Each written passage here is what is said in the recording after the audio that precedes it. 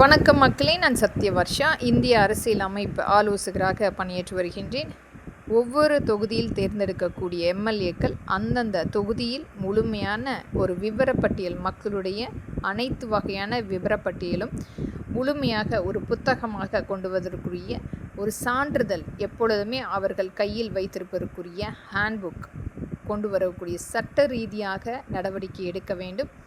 இது ஒவ்வொரு மக்களுடைய வேலை வாய்ப்பு, அவர்கள் என்னென்ன வேலை செய்து கொண்டிருக்கின்றார்கள், எத்தனை பேர் சொந்தமாக வீடு கட்டமைப்பில் இருக்கின்றார்கள், எத்தனை பேர் வாடகை வீட்டில் இருக்கின்றார்கள், எத்தனை பேர் இன்னும் அந்த வாடகை கட்ட முடியாமல் தெருக்களில் வாழ்ந்து கொண்டிருக்கின்றார்கள், மற்றும் எத்தனை இளைய சமுதாயம் இன்றைக்கு முகவர்களாக வேலை செய்து கொண்டிருக்கின்றார்கள், எத்தனை இளைய சமுதாயம் இன்றைக்கும் வேலைக்காக காத்து கொண்டிருக்கின்றார்கள், எத்தனை விதவை பெண்கள் இருக்கின்றார்கள், மற்றும் கணவனால் கைவிடப்பட்ட பெண்கள் எத்தனை பேர் இருக்கின்றார்கள், குழந்தைகளுடைய விவரம் மற்றும் பள்ளி மற்றும் அரசு பள்ளியில் சேர்க்கின்ற அனைத்துமே முழுமையான ஒரு விவரப்பட்டியல் எடுக்க வேண்டும்.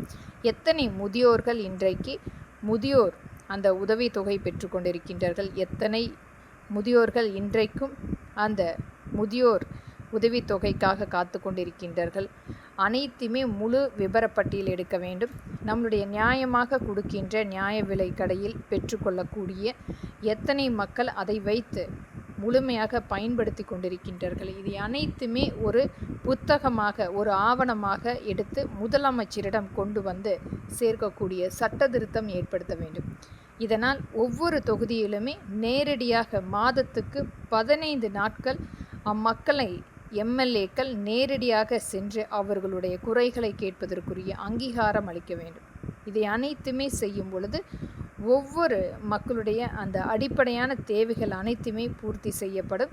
இது மாதிரியான ஒரு கடுமையான சட்ட திருத்தத்தை ஏற்படுத்தும் பொழுது ஒரு நல்ல ஆட்சி அமைப்பதற்குரிய ஒரு மாற்றத்தை ஏற்படுத்த முடியும். இனி வரும் காலங்களாவது நேரடியாக எம்எல்ஏக்கள் அந்தந்த பகுதிக்குட்பட்ட மக்களை சந்திப்பதற்குரிய கட்டாய சட்ட திருத்தம் ஏற்படுத்த வேண்டும்.